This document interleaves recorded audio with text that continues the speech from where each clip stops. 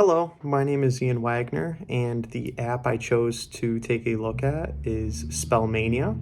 This app is free for all users and is available on basically all Apple products, so your iPhone, iPod, iPad, MacBook. Um, the game's pretty simple. It gives you a 4x4 grid of letters, and there's three ways to play with that grid. So the first game that I'm going to talk about is the free play mode.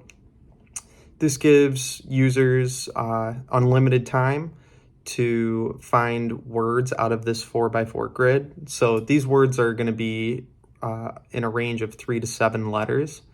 You're basically going to swipe through, connect the dots between the letters, and make a word.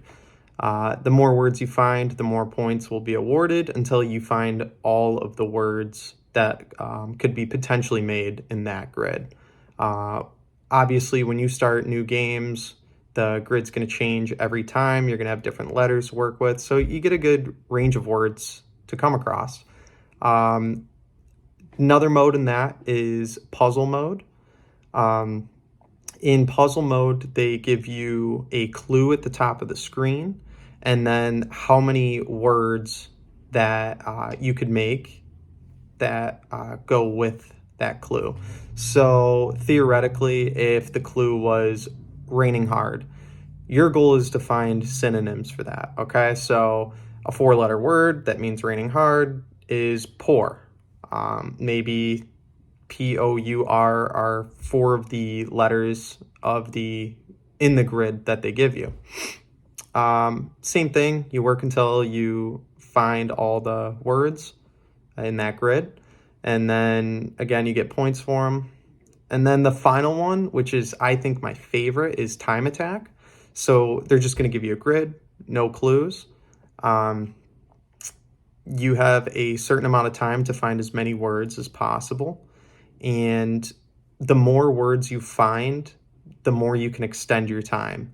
So if you were in a pinch, you're running out of time, you found another word, boom, you just got 10 more seconds to look at this grid.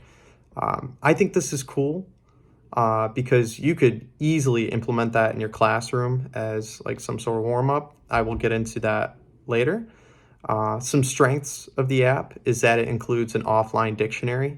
So when students find words that, hey, maybe they got lucky and found a word that they didn't know, they can then click on that and the offline dictionary will pull up and you will be able to see what that word means. So now these students are finding new words and then finding the meaning towards them.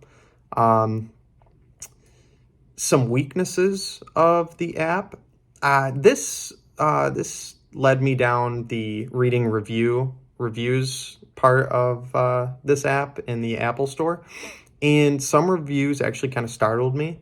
One review, someone said that there were some inappropriate ad banners popping up while they were using it, and like obviously as adults we can block that out. Like that's not going to affect me from learning new words, right? But this is an app created for kids aged 8 to 12. The last thing that I want to do is watch my students plugging along on this app, working on it in class, and then boom, something inappropriate comes up and then it's trouble, right? Another weakness of the app, I saw some people commenting that the app doesn't pick up on common words, like some common words. So like it'll just completely whiff on some 3 to 7 letter words that are commonly used. I would use this in my classroom, obviously, if I knew the inappropriate ad banners weren't going to pop up. One way I would like to use it would be for like a quick warm-up. At the beginning of classes. I think the time attack would be perfect because it limits how much time these students can have in the game. This isn't going to be a warm-up that lasts 20 minutes, right? Because we get a lot of content to get through. But if it's time attack and they have a minute, this warm-up could theoretically only last a minute to 2 minutes. A little competition within the class, you can award them with pieces of candy, bonus points, whoever wins. I think competition is good because I believe it breeds engagement. I think students are going to try more if they know that something is on the line. Um, and yeah, I think that's it.